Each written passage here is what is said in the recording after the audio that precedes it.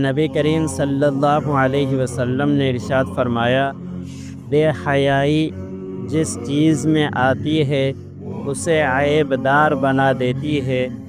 حیا جس چیز میں آتی ہے وہ اسے عمدہ کر دیتی ہے۔ حضرت ابو سعید خدری رضی اللہ تعالی عنہ سے روایت ہے کہ نبی کریم صلی اللہ علیہ وسلم پردے میں رہنے والی کنواری لڑکی سے بھی زیادہ حیادار تھے۔ اگر آپ صلی اللہ علیہ وسلم کو کوئی بات ناگوار گزرتی تو چہرہ مبارک پر اس کے آثار ظاہر ہو جاتے تھے۔ حضرت ابو امامہ سے روایت ہے کہ نبی کریم صلی اللہ علیہ وسلم نے ارشاد فرمایا، حیا اور کم گوئی ایمان کے دو شعبے ہیں، فحش گوئی اور زیادہ باتیں کرنا نفاق کے شعبے ہیں۔ حضرت سہل بن سعد رضی اللہ تعالی عنہ فرماتے ہیں کہ نبی اکرم صلی اللہ علیہ وسلم نے ارشاد فرمایا،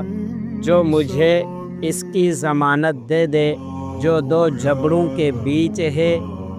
یعنی زبان، اور اس کی جو دو ٹانگوں کے بیچ ہے یعنی شرمگاہیں، میں اسے جنت کی ضمانت دے دوں گا۔ اللہ عمل کرنے